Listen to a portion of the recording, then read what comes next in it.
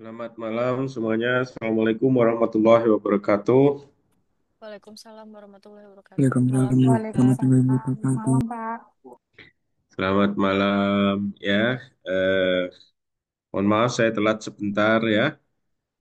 Sekarang ayo kita belajar lagi mengenai kemarin sudah mengenai financial statement audit kita sudah memahami, accepting the audit juga kita sudah memahami, terus dasar-dasar mengaudit itu adalah tugas-tugas dasar audit itu nggak sembarangan, harus berdasarkan standar audit, kan gitu kan ya. Nah, standar audit itu mengatur diantaranya opini. Nah, dengan membaca opini kita tahu kira-kira pekerjaan auditor seperti apa. Nah, pekerjaan auditor itu kemarin kita financial statement audit kita sudah tahu. Nah, inti dari audit itu adalah harus ada bukti, ya, bukti pemeriksaan. Jadi misalnya kita melihat bahwa oh itu sudah saya periksa, buktinya apa. Nah, malam ini kita akan membicarakan masalah bukti audit, ya. Tentunya kayak dokter itu memeriksa, kan ada catatannya, ada catatan pasien. Udah, habis itu ngasih resep apa, kan gitu kan ya, hari ini. Udah, habis itu disimpan lagi arsipnya itu. Nanti pada saat kita datang lagi, pernah berobat ke sini, Bu? Pernah, namanya siapa, kan gitu kan ya. Nah, itu admission, bagian admisi itu sibuk mencari datanya dia, ya. Nah, mencari datanya dia, terus nanti dikasihkan dokter. Ya, jadi dokter akan tahu track recordnya atau credit history, sorry, kesehatan history, ya, sejarah kesehatannya itu tahu apa dokter itu tahu gitu, ya. Nah, hampir sama dengan ini, ya. Terus nanti dokter di situ juga menulis lagi bahwa ini kurang sehat hari ini. Nah, nyatanya kurang sehat itu pakai apa? Pakai bukti. Buktinya apa? Hasil pemeriksaan apa? Misalnya ada foto ronsen, misalnya ada hasil pemeriksaan luar, misalnya pakai stetoskop, waktu itu dicatat oleh dokter suhunya sekian kayak gitu-gitu ya. Eh, Kurang lebih begitu, ya. Jadi common sense saja audit itu juga perlu kayak dokter seperti itu. Gitu. Kira-kira dari ini pengalaman audit atau mata kuliah auditing ini siapa yang akan mau jadi auditor ya? Atau takut jadi auditor atau gimana? Yang mau jadi auditor?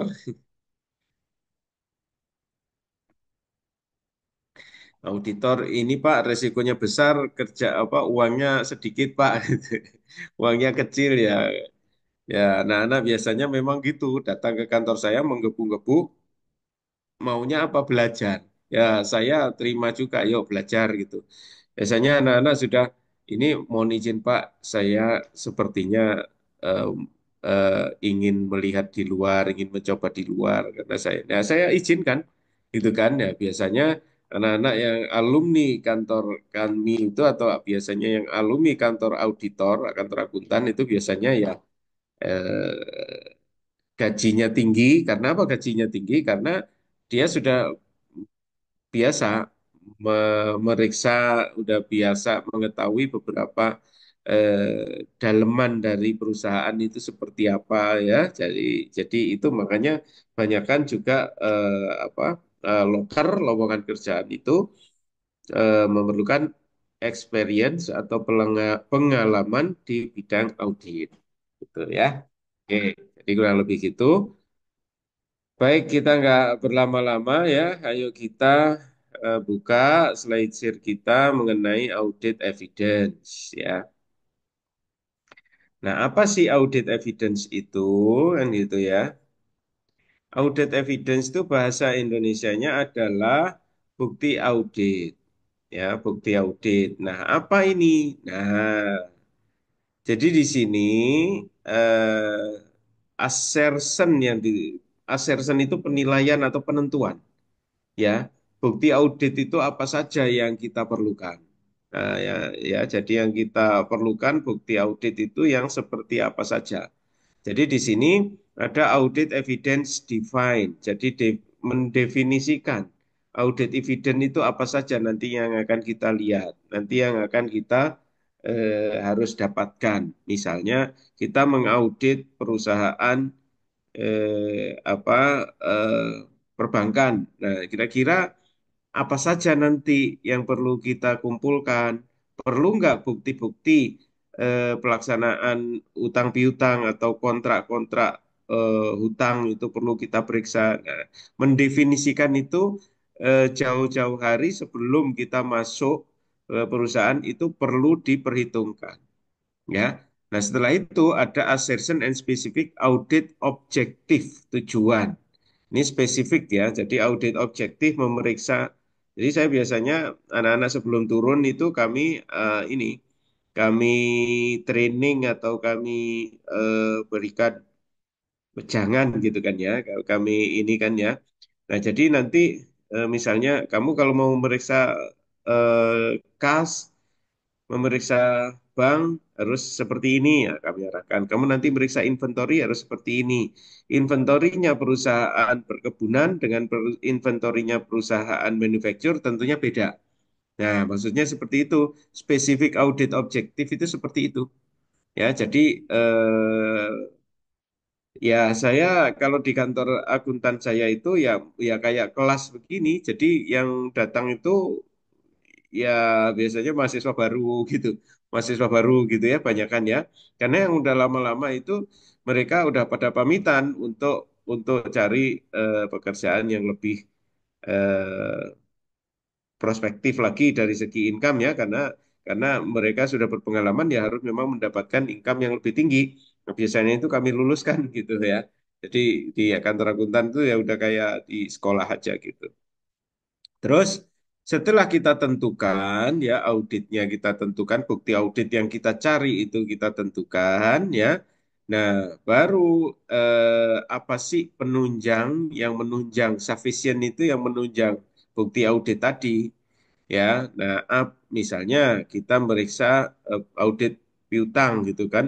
Loh, piutang ini kok lama gitu loh. Apakah pada saat transaksi piutang itu ada perjanjiannya kayak gitu ya. Nah, perjanjian itu adalah sufficient ya.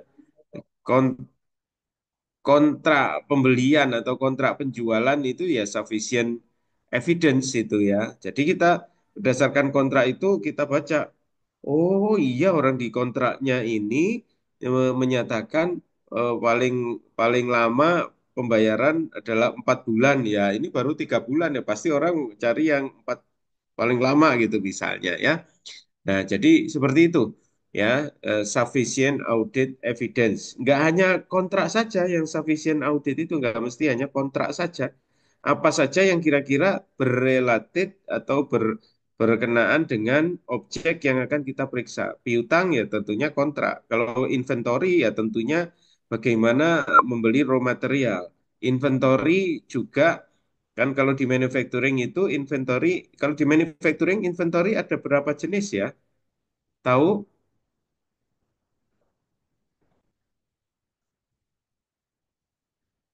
Halo? Kalau di manufacturing inventory itu ada berapa jenis? Ada yang tahu? Ada yang masih ingat? Ada Tiga tiga bukan, jenis, Pak? Pak. Ya, Tiga jenis. apa saja Mbak Zakia? Ada raw materials, terus ada WIP, sama ada finished goods. Nah, oke. Raw material kira-kira sufficient evidence-nya apa? Raw material itu kan dibeli ya. Biasanya kan gitu ya, raw material ya dibeli ya. Berarti sufficient evidence-nya ya bukti-bukti pembelian, terus apa surat jalan ya, surat jalan, terus nanti dicocokkan dengan penerimaan di gudang, kan gitu kan ya. Surat jalan dengan order pembelian, dengan yang diterima di gudang sama semuanya, ya sudah raw material itu sah menjadi milik perusahaan, kan gitu ya. Nah, sekarang aku mau tanya, Bapak mau tanya, WIP itu meriksanya gimana? Bukti WIP itu apa? Work in process ya. Bukti WIP apa? Kalau misalnya itu manufacturing. Ada yang tahu?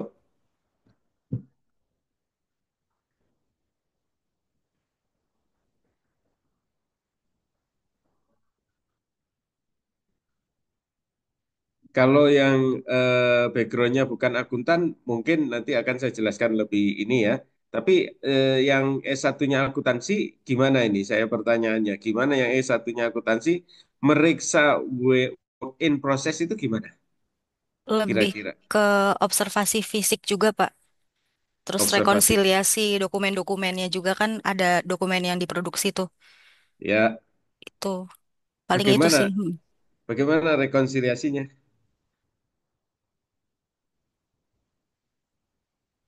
Oke, ya udah nggak apa-apa. Eh, Eh, siapa lagi kira-kira siapa ini? Rekonsiliasinya itu misalkan itu nge-compare persediaan atau fisiknya yang di fisik dengan yang di dokumen, yang di sistemnya gitu, Pak. Oke, boleh. Ada lagi kira-kira? Ada lagi? Coba dibayangkan, memeriksa walk in process ini bagaimana ya kira-kira ya?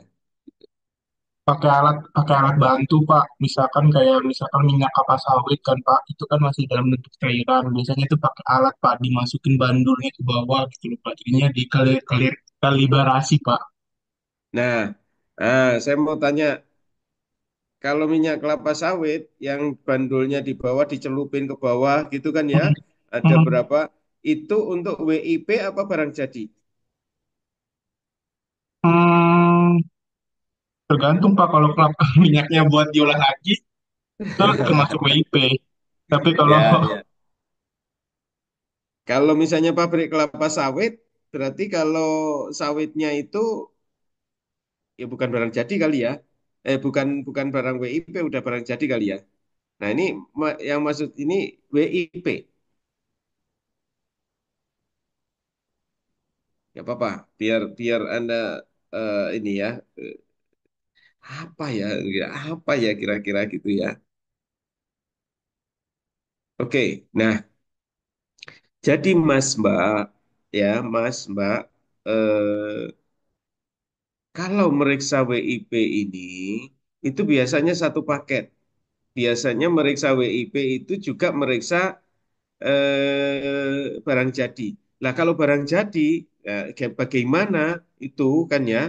Barang jadi bisa di yang tadi itu Mas itu di bandulnya dimasukin kalau kelapa sawit kan ini ya.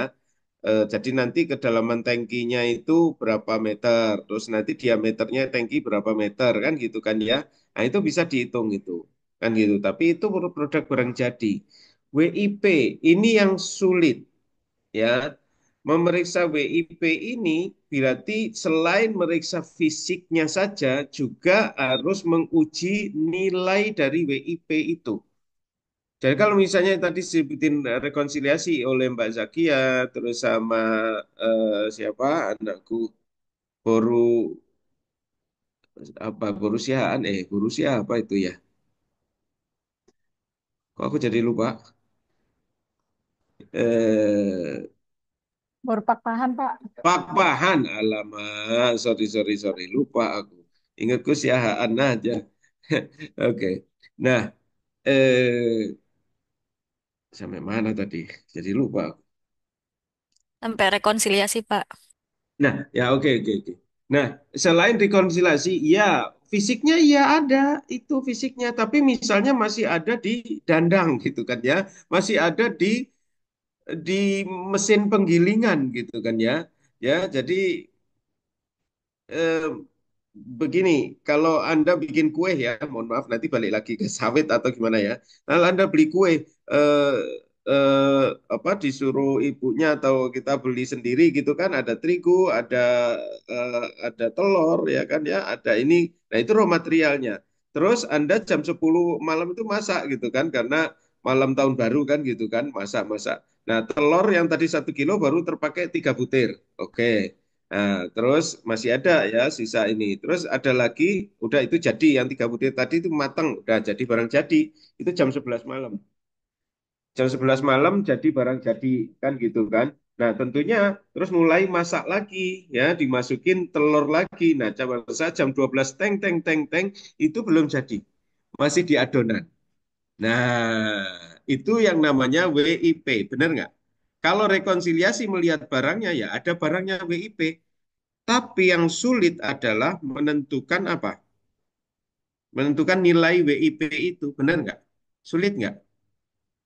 Nah, terus kalau sulit Anda ingat pelajaran apa ya dalam menentukan penilaian WIP itu? Ingat mata pelajaran apa? Akuntansi biaya. Akuntansi biaya, Mas Bambang Saputra. Ya, di dalam akuntansi biaya itu dulu pertama kali pada saat mau menghitung dalam satu periode, Anda tentunya akan menentukan apa? Produk yang diolah, ya, yang namanya unit equivalent product. Masih ingat? Unit equivalent product. Ya, jadi barang dicemplungnya 1000 unit kan gitu kan. Oke. Nah, ternyata 900 jadi barang jadi. Yang 100 kan belum jadi barang jadi. Nah, yang 100 ini kan WIP. Nah, kita lihat WIP ini menyerap raw material berapa? Oh, raw materialnya 100%. Oke. Yang 100 itu adalah barang apa raw material 100, tapi baru menyerap untuk listrik dan overhead baru 50%. Nah, di sini ada masalah. Ya, berarti kita harus apa? Mengekuivalenkan produk itu. Ya, nanti ini ya, nanti pelajaran di akuntansi biaya atau manajemen akuntansi akan ketemu itu. Ya, nah, jadi intinya apa di sini? Intinya apa? Eh, jadi auditor itu harus canggih nggak akuntansi biayanya? Apa ya canggih? Ya harus harus paham betul nggak akuntansi biayanya? Jadi auditor. Kira-kira Mas Mbak, harus pinter nggak akuntansi biayanya? Harus, Pak. Kenapa harus? Ya memang harus pinter, jadi auditor harus pinter Pak. Kenapa harus? Ya itu tadi, ya kan? Tentunya kan Anda disodorin nilai ya, Anda disodorin WIP berapa gitu kan dari perusahaan, benar nggak? Pasti disodorin gitu nggak? Nah, apakah Anda percaya saja, oh WIP-nya sekian Pak, tuh ada itu sebagai adonan itu. Oh ya sudah, Anda percaya, ya contreng aja, oh ya udah oke, WIP udah ada dan nilai segitu. Ya nggak bisa. Anda harus melakukan apa? Tadi disebutkan rekonsiliasi atau konfirmasi ya. Anda harus melakukan apa? Melakukan yang namanya rekalkulasi, menghitung kembali hitungan Anda dengan hitungan klien itu cocok apa tidak. Kalau tidak cocok, tanyakan. Kalau memang klien yang salah ya nanti itu bisa menjadi catatan kewajaran kita kan gitu. Ya. Nah, ya.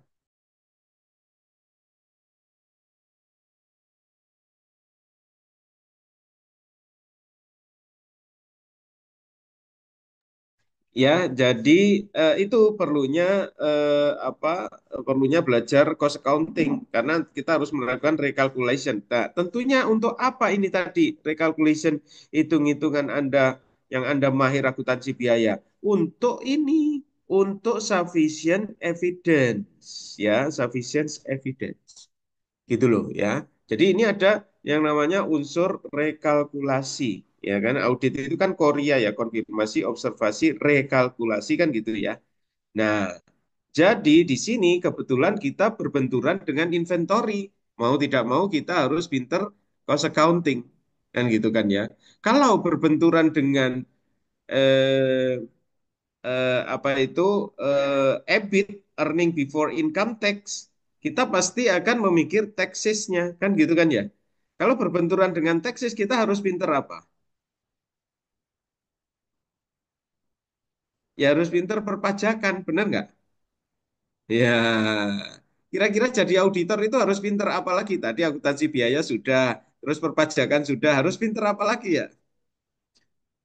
Kira-kira kira-kira nih jadi auditor intermediate-nya nggak perlu pinter-pinter amat, boleh nggak? Jadi auditor intermediate-nya nggak pinter-pinter amat, boleh? Kenapa nggak boleh, Zakia? Lah gimana kita Karena mau kompleks, Pak. Kompleks. gimana gimana kita mau eh, gimana kalau kita mau ini mau apa mengusulkan gimana mau mengusulkan jurnal koreksi gitu loh. Ya kan ya? Kalau kita nggak ngerti penjurnalan dari gimana kita mau menentukan itu kan gitu kan. Padahal intermediate itu kita digembleng untuk ini pencatatannya, penjurnalannya gitu kan ya. Nah, Anda cocokkan dengan ilmu intermediate Anda ya kan dengan yang ada di perusahaan loh. Kok aneh ya perusahaan ini ya aturan hutang kok ini dicatat revenue ya kan gitu kan ya. Ah, udah main itu aturan hutang kok dicatat revenue. Boleh nggak kalau hutang dicatat revenue? Boleh nggak hutang dicatat revenue? Kalau di sistem akan nolak nggak kalau hutang tapi dicatat revenue? Sistem nolak nggak?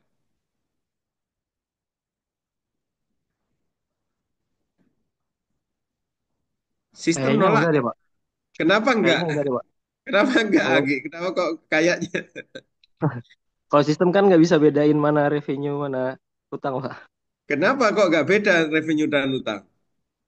Enggak, sistemnya kan nggak bisa bedain, Pak. Ya, kenapa sistem nggak bisa bedain revenue dan hutang? Kenapa nggak bisa bedain? Karena yang tahu itu revenue atau utang kan kita sendiri, Pak. Pada Ya, saat penginputan. ya. Kenapa sistem di penginputan, kenapa sistem kok nggak bisa membedakan? Nah, berarti ada kesamaan dong, revenue dan utang. Kesamaannya di mana?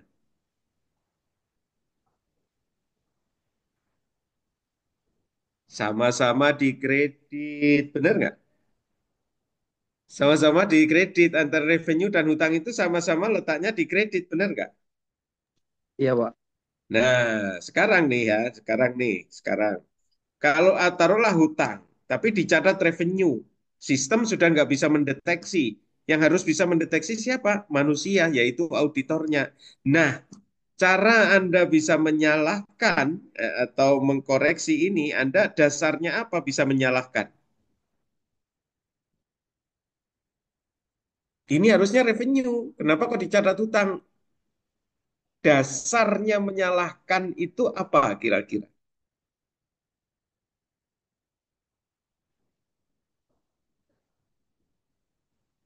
Aduh, pusing deh kalau diajar Bapak ini banyak pertanyaan gitu ya. Kan saya harusnya presentasi saja gitu kan. Tapi Bapak yang presentasi saya ditanyain nggak tahu gitu ya.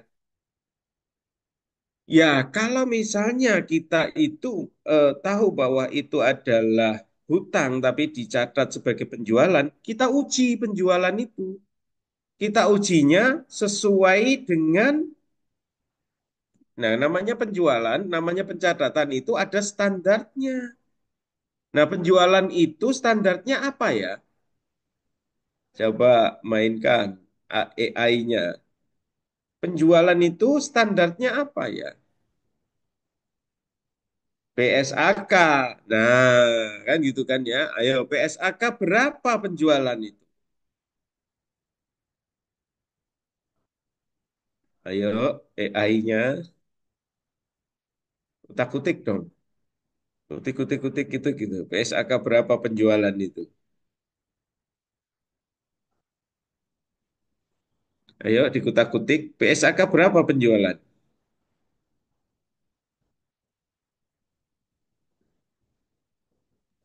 PSAK 72 bukan, Pak? 201, Pak. 23. Kenapa? Nah, 201. 201 itu itu yang syariah gitu ya. Yang siapa tadi selain itu siapa lagi? Ada 72 23. bukan, Pak? Ada 72, ada Bambang bilang 23. Ya, ini ya kan? Ya kan ya, kita kan udah master loh ini ya. WC ini nanti kan gitu kan. Ya, jawabannya adalah tepat ya. Jadi kalian udah benar semuanya. Bambang mengatakan 23 Pak. Zakia 72 Pak. Ya. Pertama kali, nah makanya ini kita juga harus mengetahui hierarki dari PSAK. Kalau penjualan normal-normal saja, benar kata Bambang, PSAK 23, yaitu mengenai penjualan. Nah itu nanti dibaca itu syarat-syarat atau yang termasuk dalam penjualan itu definisinya apa saja, bla bla bla. Anda mengetahui di PSAK 23. Nah, kalau ada penjualan lanjutan dengan follow up kontrak atau kontrak turunan dan sebagainya, nah Zakia yang benar, yaitu PSAK 72, gitu loh ya. Nah, intinya sih begitu. Nanti perkembangan selanjutnya yang dijelaskan Christina tadi PSAK 121. Nah, artinya gini, satu, ngaudit tadi cost accounting harus dipegang, benar nggak? Dua, intermediate harus canggih, benar nggak? Tiga, perpajakan harus tahu, benar nggak? Empat, yang terpenting lagi, kita harus tahu PSAK. Terus yang kita harus tahu cuma PSAK satu aja, penjualan aja gitu.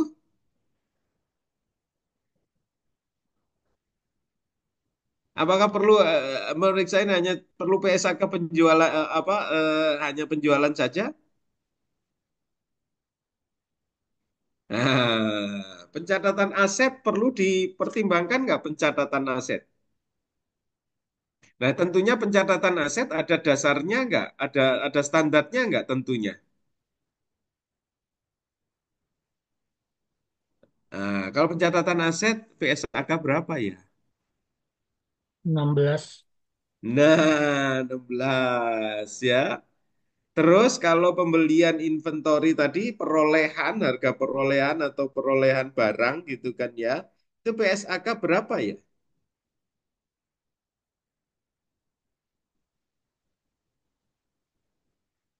Ya, dibaca lagi ya. Coba lihat nanti PSAK 14 bicara apa, PSAK 15 bicara apa, PSAK 16 fixed asset, kan gitu kan ya. Nah, coba. Jadi dengan demikian, kalau kita meriksa satu perusahaan ya mengaudit, kita itu harus harus fluent nggak? Artinya harus mengenali betul dasar-dasar pencatatan yang ada di PSAK apa tidak? Ya tentunya iya. Jadi belajar intermediate saja tidak cukup. Intermediate Anda bukunya Kieso atau Niswonger atau apa gitu kan? Ya, yang Anda pelajari dulu. Nah, itu pengarangnya dari mana? Tentunya praktek bisnis di mana? Itu orang-orang Amerika pengarangnya ya tentunya praktek bisnis yang di sana dong yang ditulis ini angkanya aja dolar semuanya kan gitu kan ya. Nah, berarti Anda belajar intermediate saja tidak cukup, kurang cukup. Berarti Anda harus belajar apa? PSAK juga. Halo, sampai di sini ada yang berani jadi auditor? Ketawa semuanya. Udah capek, Pak. Udah ini sama ini nanti UMR lebih dikit gajinya kan gitu kan ya. Kalau akuntan kecil-kecil kan gitu ada saat Anda magang dulu kan gitu ya. Aduh, ya ya nggak apa-apa. Di jalan memang akun tuntutannya auditor itu seperti itu. Ya, karena ya saya sebapak ini kadang-kadang malam-malam merenung gitu kan. Dokter spesialis itu ngelihat otot-otot di ini kan, gitu dipelajari kan gitu kan ya. Loh, nggak kalah pentingnya juga akuntan ini semua ilmu diajar, dipelajarin loh. Terus nanti misalnya sufficient evidence berhubungan dengan peraturan peraturan dari luar selain akuntansi, misalnya ketenaga kerjaan, ya, labor ya, itu kan ada unsur labor kan untuk unsurnya inventory kan gitu kan ya. Nah, itu tentunya ya tidak cukup hanya intermediate dan tidak cukup hanya PSAK. Apa? Berarti kita harus ada undang-undang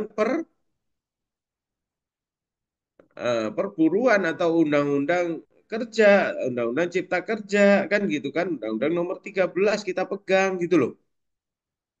Ya.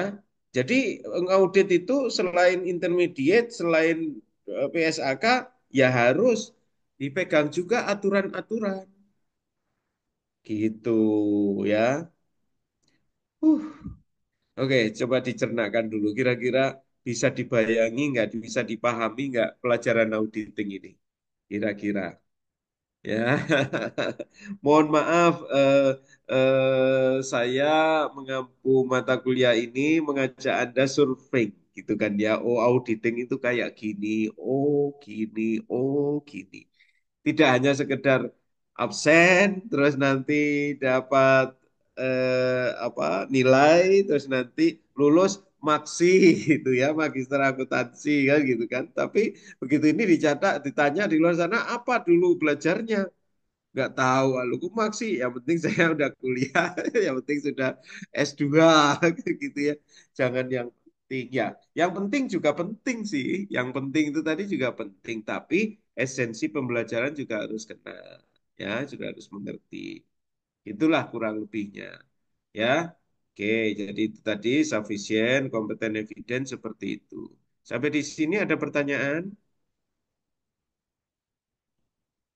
Ada pertanyaan sampai di sini? Nggak ada, Pak. Oke, saya ngasih pertanyaan lagi, gimana? Suruh bertanya nggak ada, ditanyain nggak bunyi. Ya sudah, ya tolong didengarkan. Ini kan tadi siapa hostnya direkam kan kalau nggak salah ya, ya. Direkam, Pak. Iya Pak, Nah, direkam Pak. ya, jadi nanti diputar-putar lagi yang dimaksud Pak Khairul ini apa sih? PSAK itu yang kayak apa sih? Kok apa intermediate yang kayak apa sih? Unit equivalent product ini yang kayak apa sih? Perpajakan yang kayak apa sih?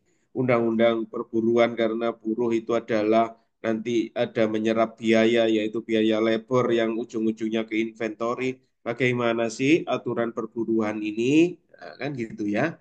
Jadi nggak apa-apa, meskipun belum ini, tapi udah tahu gambarannya. Kalau Anda nanti jadi akuntan, jadi lulus maksi, Anda ditempatkan di mana? Monggo, mau ditempatkan di internal perusahaan ya siap, mau ditempatkan sebagai auditor ya siap. Nah, itu makna dari magister akuntansi yang handal itu seperti itu. Ya, jadi yang tadi Bapak ceritakan itu adalah sufficient, kompeten, evidence, ya. Nah, kalau kita sudah tahu sufficient evidence itu apa saja yang akan kita garap atau akan kita persiapkan nanti, nah baru kita melangkah ke audit prosedur. Ya, nah audit prosedurnya itu adalah ngapain? Sebetulnya kalau mengenakan audit prosedur ini pakai yang kemarin itu ya teman wanita Bapak itu namanya Korea, ya kan? Korea, Coria kan gitu kan teman wanita Bapak ya, Korea. C-nya apa? Teman wanita Bapak namanya Korea. C-nya apa?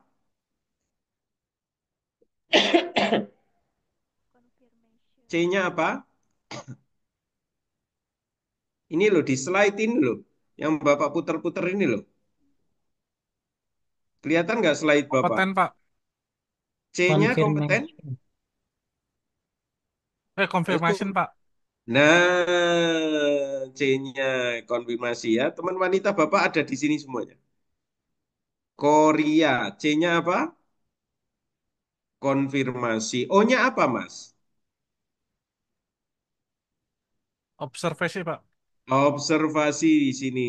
Kursornya Bapak kelihatan nggak sih di Anda? Kelihatan, Pak. Kelihatan, Pak. Nah, ya, ya, Korea. O-nya observasi. R-nya apa, Mas?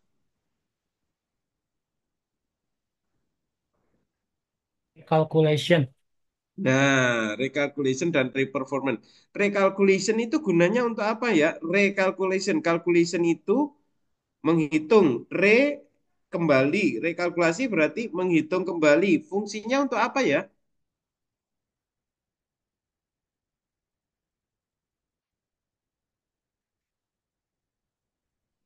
Anda menyalahkan orang atau Anda mau mengoreksi orang, ya menyalahkan orang atau mengoreksi orang, Anda harus punya dasar nggak? Orang punya hitung-hitungan, terus Anda mau mengoreksi hitung-hitungan orang itu, Anda harus menghitung juga nggak?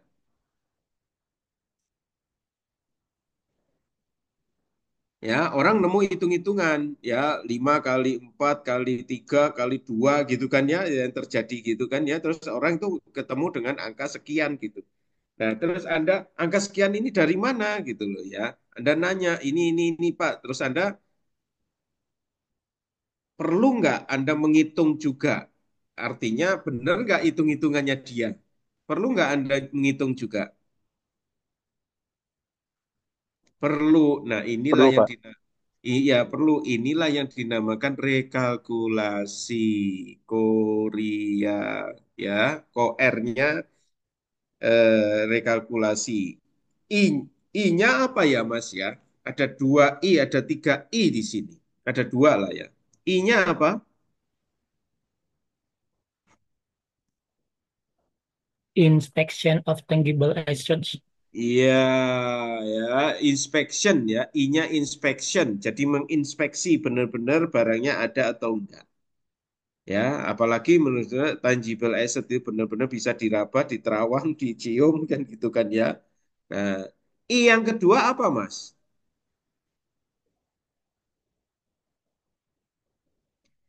I yang kedua apa Mas? Inquiry, Pak. Inquiry. Ah, apa itu inquiry? Kira-kira kamus bahasanya. Apa itu inquiry?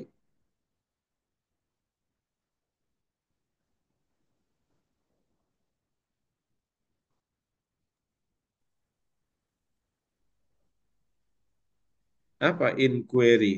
Meminta keterangan lisan, Pak. Nah, tanya-tanya, ya kan ya. Inquiry Anda bebas, boleh menanyakan, Pak, ini ini ada truk, truk katanya milik perusahaan, benar nggak sih? Nah, kan gitu. Mulai nanya-nanya. Terus Anda observasi lagi. Terus Anda oh iya benar truknya ada, itu observasi Anda. Terus Anda perlu juga inspeksi. Oke, oke, kalau ini memang benar truknya perusahaan, kata sampean, kan gitu kan, kata Anda. Coba-coba, mana surat-suratnya? STNK-nya, kerangka mesinnya sama nggak? Nah, itu namanya apa? eh, Inspeksi. Jadi udah mulai tanya-tanya, terus diobservasi, terus diinspeksi. Gitu loh ya. Nah, jadi itu Biasanya masuk semuanya. BAP tuh, Pak. Ya, BAP juga itu termasuk itu juga inspeksi juga gitu kan ya, berita acara pemeriksaan kan gitu ya. Nah, terus ke teman Bapak tadi kan A. A-nya apa, Mas?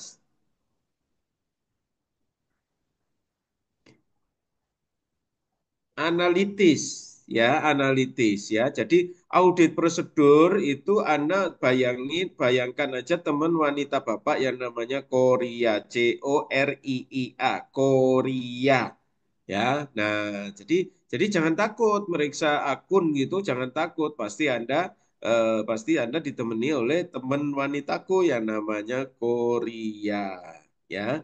Nah, terus akhir-akhir ini pemeriksaan itu semuanya dibantu oleh komputer karena catatannya ribuan, jutaan catatan dan itu tersimpan dalam database. Anda meriksa itu ya berekele dengan mata telanjang aja nanti ya sempat minus atau plus kayak Bapak kayak gini kan.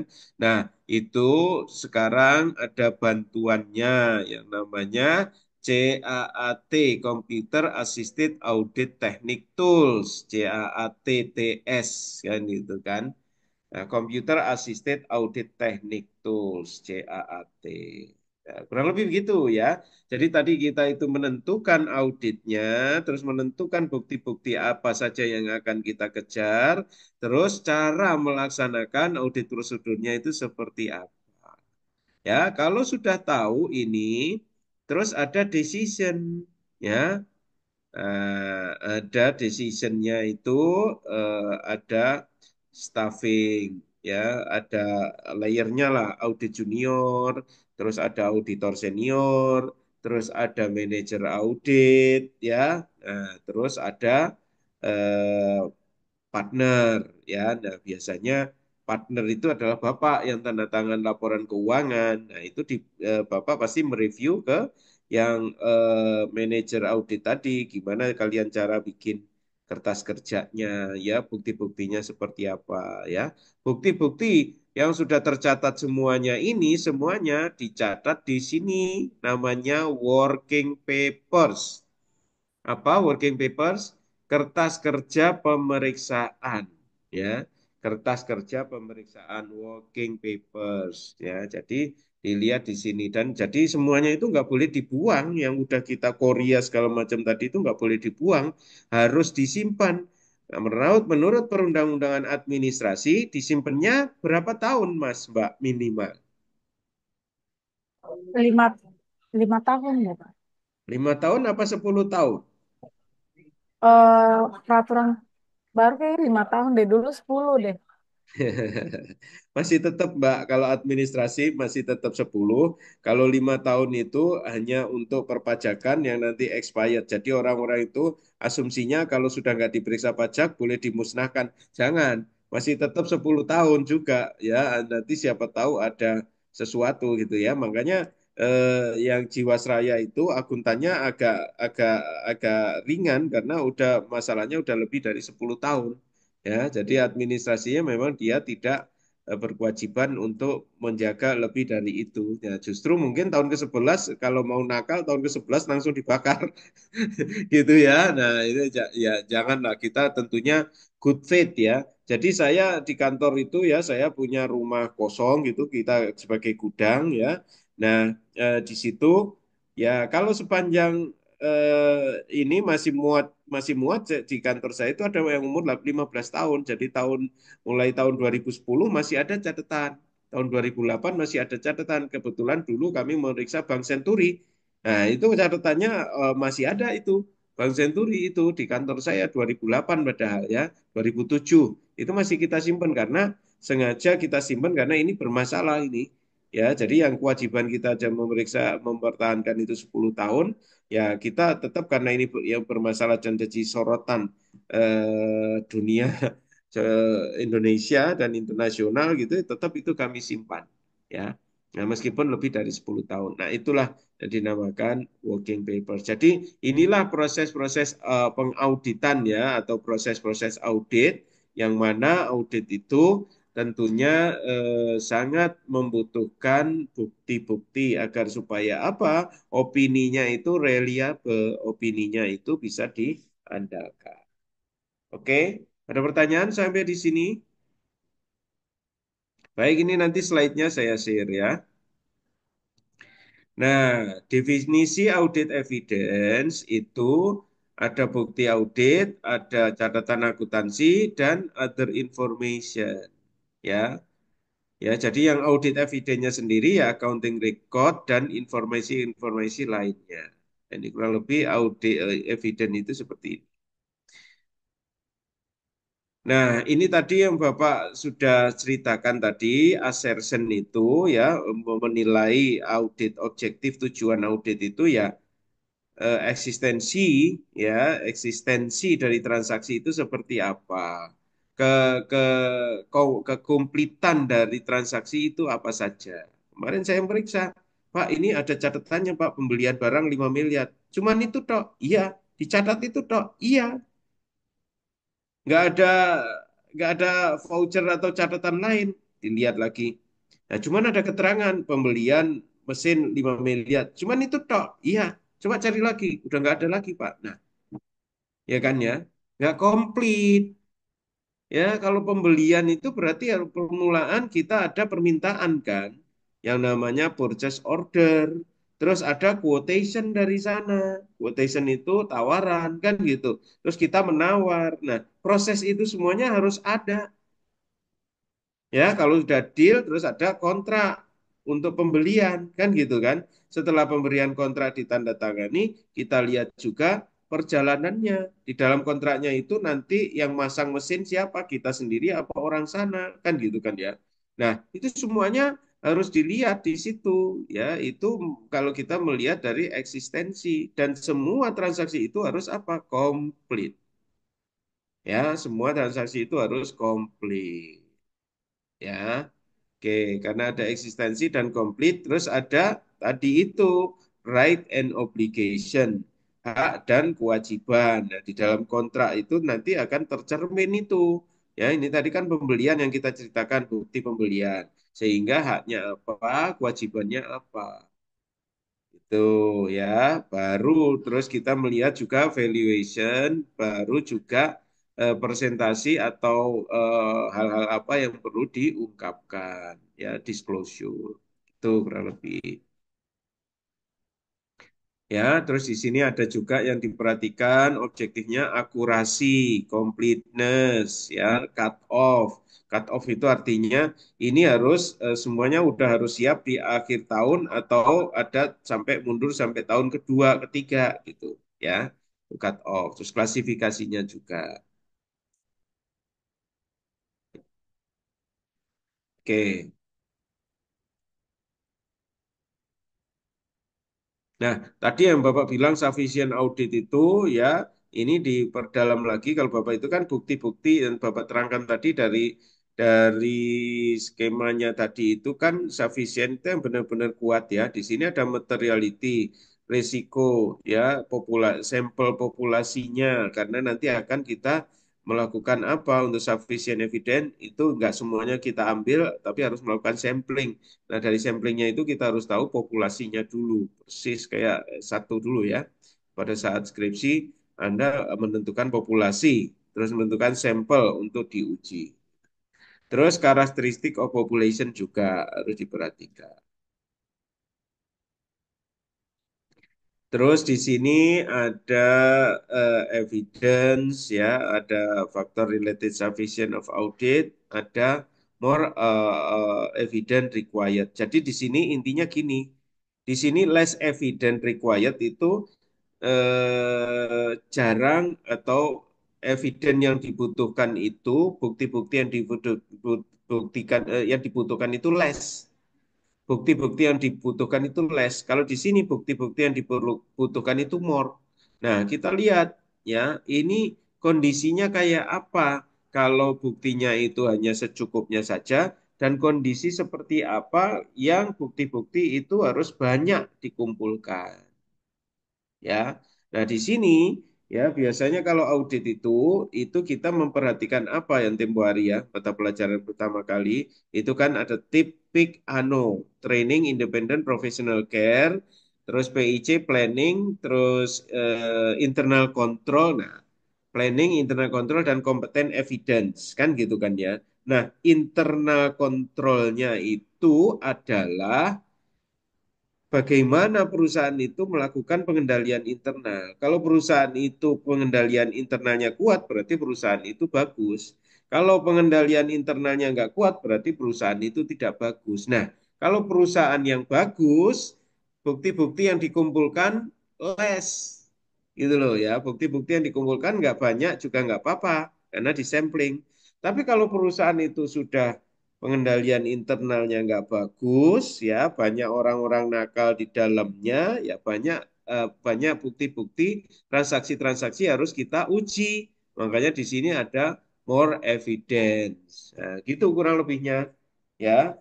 Jadi banyak dan sedikitnya bukti yang kita kumpulkan itu tergantung dari apa? Tergantung kuat dan lemahnya pengendalian internal perusahaan. Kalau perusahaan itu pengendalian internalnya kuat, bagus ya, sedikit evidence yang diperlukan karena udah bagus perusahaannya ada sampling saja. Tapi kalau sudah apa lemah ya harus ada evidence yang lebih banyak yang kita butuhkan. Oke, sampai di sini ada yang perlu ditanyakan, silahkan. Nah, audit yang kompeten ya, audit yang bagus itu seperti apa? Nah, ini relevan dan reliable. Relevan itu cocok dengan masa kini, misalnya ya, Anda meriksa tanah, terus Anda disodori oleh bukti transaksi tanah tahun 75, yang mana per meter masih di Jakarta ini per meter masih 5.000 waktu itu. Aduh, itu bukti yang disodorkan relevan apa enggak dengan keadaan sekarang? Ya, sangat tidak relevan. Meskipun itu bukti loh, bukti jual beli loh, ditandatangani oleh beberapa pihak loh, dan harganya per meter 5.000 loh. Iya, tapi itu nggak relevan, gitu loh ya. Nah, bagaimana? Relevannya apa? Bukan angkanya. Relevannya adalah itu sudah terbeli pada saat tahun 75. Tinggal untuk menjadi relevan, ya bukti itu sebagai dasar, bukti perolehannya tahunnya kapan itu sebagai dasar. Terus apa? Terus yang diuji lagi adalah mengenai harga yang sekarang. Ya, makanya dicocokkan dengan harga sekarang. Nah, dengan bukti pencocokan yang baru, itu baru bukti itu dianggap relevan. Tuh ya. Jadi bukti itu harus relevan. Terus relevan, tidak hanya relevan saja, tapi bisa dipertanggungjawabkan atau bisa diandalkan. Nah, itu baru reliable. Jadi bukti-bukti itu apa? Harus relevan dan reliable gitu ya. Terus ada juga bukti yang misalnya kayak solar kemarin itu ya, Mat Solar kemarin ya. Mat Solar sudah benar-benar membeli, tapi membeli dari orang ketiga kan gitu kan ya. Ternyata orang pertama belum membalikkan namanya, orang pertama nggak merasa menjual, nakal itu orang pertama ya. Jadi untuk merasa membalik namakan, ya dia minta bagian, nakal itu orangnya. Tapi ya sudahlah, biar nanti dia berlawanan dengan Mat Solar di alam baka sana. Nah, penentuan yang hal-hal seperti itu ya berdasarkan professional judgment ya, harganya yang diganti oleh jasa marga ke Mat Solar itu berapa kan gitu kan, akhirnya ya dipecahkan oleh oleh pengadilan kan, ya meskipun win-win solution lah ujung-ujungnya ya. Nah, jadi itulah ya yang dinamakan dengan personal judgment. Oke, ada pertanyaan sampai di sini?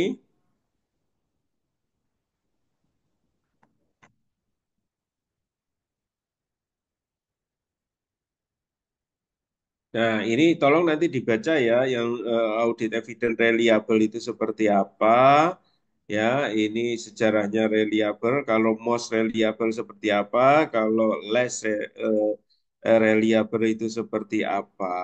Ya, nah, terus ini juga ada which of the following is not transaction class audit objective? Existence, occurrence, accuracy, cut off. Nah, tadi lihat tuh transaksi audit objektif seperti apa ya. Di sini eksistennya ternyata pengecualian ya, kayak gitu. Which of the following is not account balance audit objektif? Yang mana dari pernyataan di bawah ini yang merupakan yang tidak merupakan saldo dari objektif audit? Eksistensi ya, angkanya harus ada, komplit ya, ada menurut right dan obligation. Nah, tadi nggak menyinggung-nyinggung masalah classification kita tadi kan. Nah, seperti itu. Nah, ini ada lagi juga soal all the following effect the sufficiency audit evidence ya. Kecuali materiality, yes, itu sufficient. Apakah bukti-bukti yang dikumpulkan itu mengandung resiko salah laporan keuangan, itu juga harus dipertimbangkan, yaitu sufficient ya. Relevan dan audit evidence ya. Nah, ini kita sifat audit bukan. Kalau sifat audit ya benar relevan kan gitu kan. Bukti-bukti audit kan gitu. Ya, coba kita lihat relevansinya tadi bilangnya karena apa? Nah, kompeten audit itu relevan dan reliable. Nah, di sini tidak menyinggung-nyinggung masalah, nggak menyinggung masalah apa kompetensi, tidak menyinggung, tapi di sini adalah yang disinggung adalah apa sufficient. Jadi kalau audit yang sufficient itu harus material jumlahnya dikit atau besar, mempunyai risiko atau tidak, dan karakteristik dari populasi itu seperti apa. Jadi relevant of audit evidence itu bukan merupakan bagian dari sufficient evidence ya. Ini kalau Anda ujian CPA ini hampir sama kan, kata-katanya ini hampir mirip ya, kata-katanya ini hampir mirip ya. Jadi ini kadang-kadang yang bisa memelesetkan orang untuk tidak bisa lulus jadi CPA. Terus tadi audit objektif dan prosedur, Bapak sudah jelaskan, nanti Anda baca-baca ya. Jadi kan di sini dokumen-dokumen di jurnal, jurnal masuk ke buku besar ya. Nah, jadi kalau Anda melihat itu ya berangkat dari ledger, ditelusuri ke belakang sampai akhirnya source dokumen transaction gitu. Nah, inilah namanya faucing and tracking gitu. Ini kalau Anda Kalau Anda melakukan audit internal, akuntan internal, Anda melakukan membuat laporan keuangan, berangkat dari transaksi, jurnal, ledger, terus sampai laporan keuangan. Tapi kalau Anda audit, disodori laporan keuangan, baru diperiksa ke belakang. Nah, lebih gitu. Oke, ini tadi udah Korea ya, tadi ya, rekalkulasi sudah. Oke, tadi yang staffing tadi ada manajer, ada auditor senior, auditor junior, terus sama yang anak internship boleh magang, ya. Nah, terus tadi audit prosedur ya, audit program juga sudah ya tadi itu. Nah, terus sekarang yang kita bicarakan adalah working papers, ya working papers. Nah, ini ada tipe-tipe working papers, ya working papers trial balance, working papers schedule and analysis, audit memorandum, adjusting and reclassifying. Jadi banyak di dalam working paper yang Anda harus kerjakan itu banyak sekali ya di dalam audit. Pak, kalau gitu audit itu kan banyak kerjaannya, kok eh, fee auditnya 5 juta saja? Kok fee auditnya 10 juta saja? Izin ya semuanya.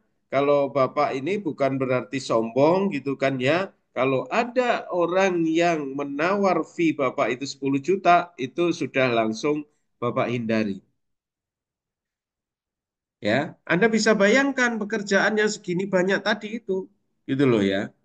Ya, kalau misalnya 10 juta, 5 juta, udah Bapak hindarin. Ya, Bapak minimal minta cari yang 100 juta. Ya, itu Bapak termasuk dari teman-teman Bapak masih diketawain gitu loh ya. Nanti besok Senin itu Bapak diundang dalam grup rapat umum pemegang saham PT Astra, ya Astra Group, karena Bapak yang menandatangani anak-anak perusahaannya Astra Group itu, dan Bapak nanti diundang RUPS gitu Senin besok, ya. Nah, itu juga Bapak terapkan, waduh risikonya tinggi dan pekerjaannya segini banyaknya tadi. Kalau misalnya digaji hanya 10 juta tadi gitu ya, lo gimana saya membayar audit senior, auditor senior, gimana saya manajer auditnya, kan bayarnya itu banyak banget yang harus dibayar kan gitu. Ya, Anda kan nggak mungkin kerja di saya hanya dikasih bonus. Ya bonusnya apa? Bonus tipes doang gitu ya. Ya nggak mungkin lah, nggak manusiawi lah saya gitu kan. Tentunya juga saya manusia satu tim itu tadi ada berapa? Ada auditor junior, ada auditor senior, manajer, ya minimal ada 5 orang kita terjunkan. Ya, saya berapa gaji 5 orang itu kan gitu ya. Jadi ya minimal itu tadi ya sekitar 100 gitu kan, di atas 100 gitu. Bukan berarti wah Bapak nanti sok kaya, Bapak nanti kaya dong, bisa kayak almarhum Hotma Sitompul kan gitu kan ya, yang akuntan nggak ada sekuku hitamnya dari mereka gitu loh.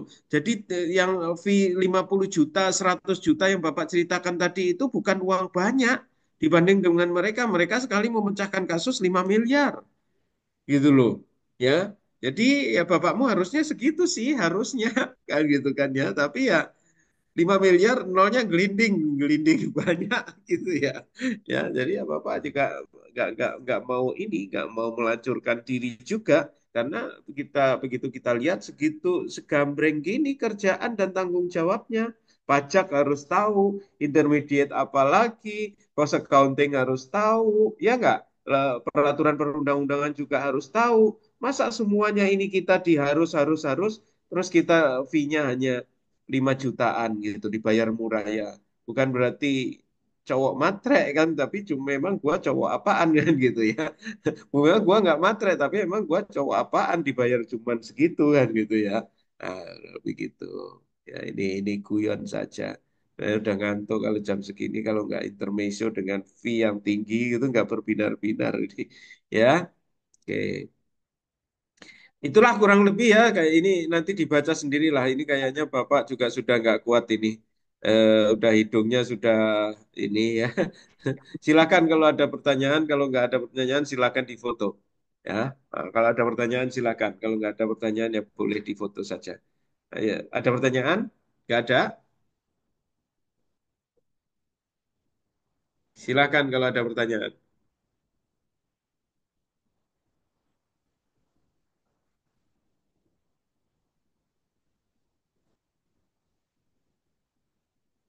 Silakan.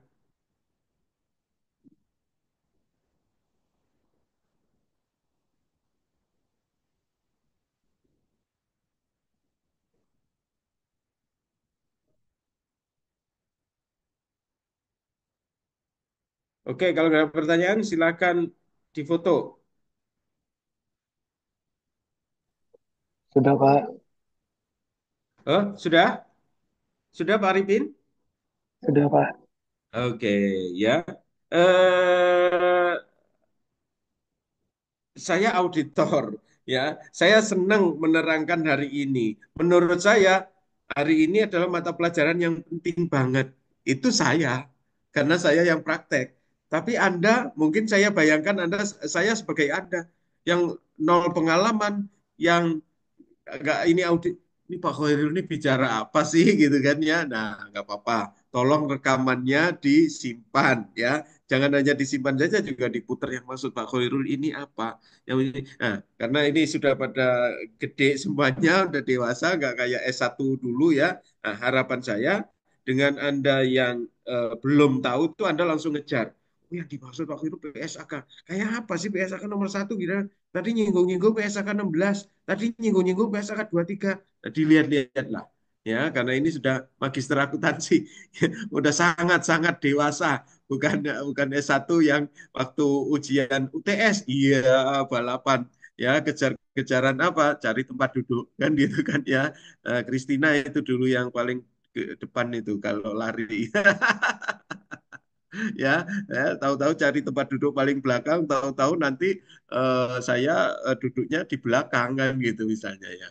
Ya itu anak S1 dulu waktu masih ABG ya, sekarang udah dewasa semuanya. Harapan saya rekaman-rekaman yang ada ini tadi juga tolong diinikan yang kira-kira Anda belum masih kosong kira-kira. Nah, ya dikejar karena ini sangat-sangat penting. Meskipun Anda nggak jadi auditor, paling tidak Anda sebagai seorang akuntan, akuntan internal harus ngerti langkah-langkah yang akan dikerjakan auditor itu seperti apa. Ya, oke. Ada pertanyaan sampai di sini? Baik, kalau tidak ada pertanyaan, saya mohon izin. Saya itu dari pagi jam 8 tadi konferensi internasional ya sama Pak Ari Waroka. Ada Pak Ari Waroka, mungkin Anda kenal ya Pak Ari Waroka tadi itu dari Korea, saya di sini dari konferensi internasional. Cukup capek sebetulnya ya, tapi demi rinduku padamu kan gitu kan ya, malam ini saya harus menjumpai Anda untuk menyampaikan secercah ilmu gitu. Oke, terima kasih, salam sehat selalu. Ini libur panjang, selamat merayakan apa Jumat Agung ya, yang beragama Katolik maupun Protestan. Enggak tahu, Protestan juga ini kan Jumat Agung ya, Kristina. Sama ya? Ya, Sama, Pak. ya. Sama. Ya udah, selamat merayakan ya. Tolong rayakan dengan sederhana ya, jangan sampai eh, merugikan Anda. Saya rasa itulah yang juga yang diharapkan oleh Tuhan, tidak perlu yang bermewah-mewah gitu kan, tapi esensi dari Jumat Agung itu apa ya Anda harus menyerapnya. Saya rasa itu, salam sehat selalu, kita ketemu minggu depan dalam keadaan sehat. Terima kasih. Wabillahi taufik walhidayah. Wassalamualaikum warahmatullahi wabarakatuh. Waalaikumsalam Waalaikumsalam warahmatullahi wabarakatuh, warahmatullahi Pak. wabarakatuh. Waalaikumsalam. Terima kasih, Makasih Pak. Pak. Selamat malam. Terima Makasih, Pak.